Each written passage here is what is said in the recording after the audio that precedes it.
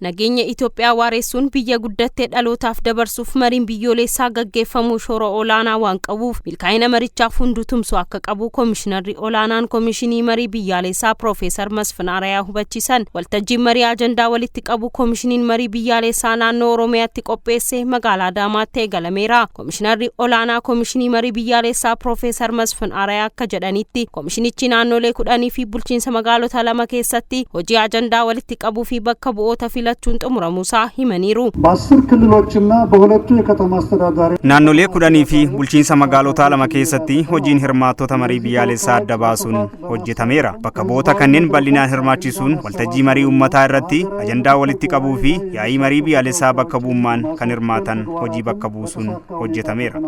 Komishinichi erga hundaa'e hojiilee hedduu hojjechaa turu kan yaadachiisan Komishinar Masfin ajandaa sadarkaa naannootti akka Oromiyaatti walitti qabamuuf aanaalee laandichaa 350 jaarraa bakka butoonni kutaalee hawaasaa hirmaachuu himaniiru. ከዛሬ ታህሳስ 7 2017 guyyaa har'aa muddee 7 irraa jalqabee guyyoota 9f boqonnaa garagaraan waltajjii magaalaa Adaamaatti gaggeeffamu kanaan immoo komishinichi ajandaa naannoo Oromiyaa walitti qaba.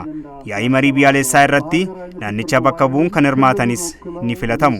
Kanaanis mariin erga gaggeeffamee booda ajandaa adda baasuun yaa'ii marii biyyaalessaa irratti kan hirmaatanis bakka bu'oonni 320 filatamanii nuu kennamu. 320 የሚሆኑ ተወካዮቻችሁንም መርጣችሁ ተሰጡናላችሁ. Adeemsi ajandaa walitti qabu bakka bu'oonni uummataa 7,000 ol naannoo Oromiyaa keessatti hirmaatan eegaluu isaa ibsanii hirmaattonni marii biyyoolessaa 360 ta'an kan filataman ta'uu ibsaniiru. Nageenya Itoophiyaa waaressuun biyya guddattee dhalootaaf dabarsuuf mariin biyyaalessaa gaggeeffamuu akka milkaa'uuf hirmaattonni hundi akka tumsanis gaafataniiru.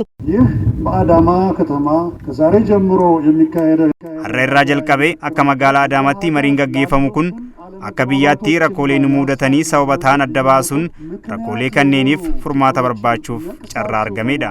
Kanaaf ajandaalee faayidaa biyyaalessaatiif oolan eeruun mariin bilcheessuun tumsa isinirraa barbaachisu ba'uu qabdu. በትጋት እንድትወጡ በትህትና እጠይቃለሁ. Seenaa Itoophiyaa keessatti kutaaleen hawaasaa adda addaa bakka garaagaraa irraa walitti dhufanii walgahanii dhimma biyyaa irratti yoo mari'atan kun kan jalqabaati kan jedhan immoo Komishinara itti aantu Komishinii Marii Biyyaalessaa Hiruut Gabrasillaaseeti.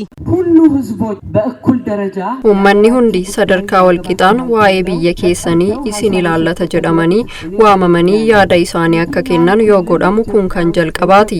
Naannoon hundi waa'ee Itoophiyaa ni ilaallata jedhamee yaada akka kennu yeroo irra geenye waan ta'eef yeroon kun akka laayyootti kan hin ilaalamne ta'uu hubachiisuun barbaada. ታያለ መሆኑን ላስታውስ ፈልጋለሁ.